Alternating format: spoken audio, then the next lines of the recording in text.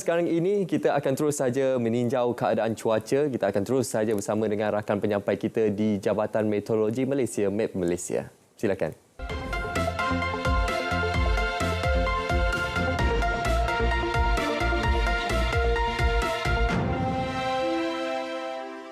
Ya, Assalamualaikum dan selamat pagi Malaysia. Laporan cuaca pada pagi ini kita lihat terlebih dahulu amaran yang masih lagi berkuat kuasa.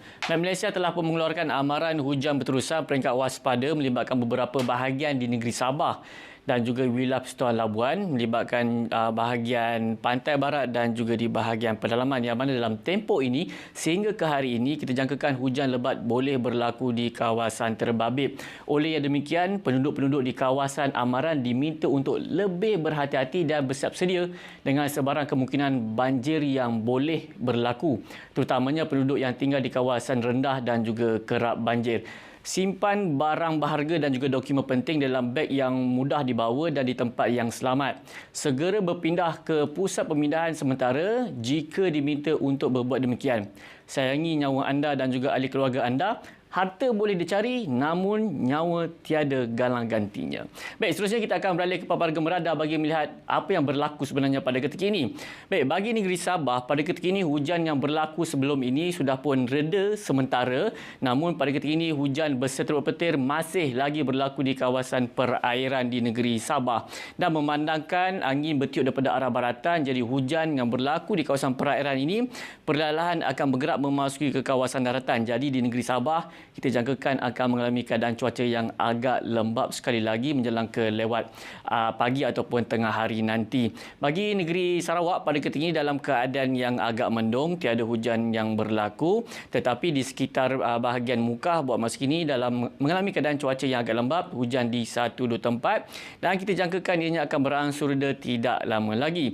Baik, bagi negeri Sabah, di negeri Sarawak maafkan saya, pada petang nanti hujan berseteruk petir akan berlaku di bahagian utara yang melibatkan di bahagian Limbang, Miri dan juga di bahagian Kapit. Manakala di bahagian lain, kita jangkakan hujan di satu tempat boleh berlaku tetapi kebarangkaliannya agak rendah jika berbanding dengan bahagian di bahagian utara di negeri Sarawak. Baik, bagi semenanjung Malaysia pada ketika ini, kebanyakan negeri dalam keadaan yang agak mendung, terutamanya di bahagian tengah. Tetapi di bahagian selatan, keadaan yang agak lembap. Hujan beserta ribut petir kini sedang berlaku melibatkan di kebanyakan daerah di negeri Johor, di negeri Melaka serta di bahagian pesisir pantai di negeri Sembilan melibatkan daerah Port Dickson dan juga di daerah Kuala Langat dan juga di daerah Sepang di negeri Selangor, yang mana kita jangkakan keadaan ini boleh berlanjutan sehingga ke awal petang nanti. Begitu juga di utara yang melibatkan negeri Perlis, Kedah dan juga Pulau Pinang, hujan masih lagi berlaku pada ketika ini. Bagi negeri Kelantan pada ketika ini dalam keadaan yang agak mendung, tetapi di pesisir pantainya pada ketika ini masih lagi berlaku hujan di satu tempat dan kita jangkakan ianya akan berangsur reda tidak lama lagi. Baik, pada petang nanti hujan berseteruk petir masih lagi berpotensi untuk berlaku di hampir ke semua negeri di semenanjung Malaysia.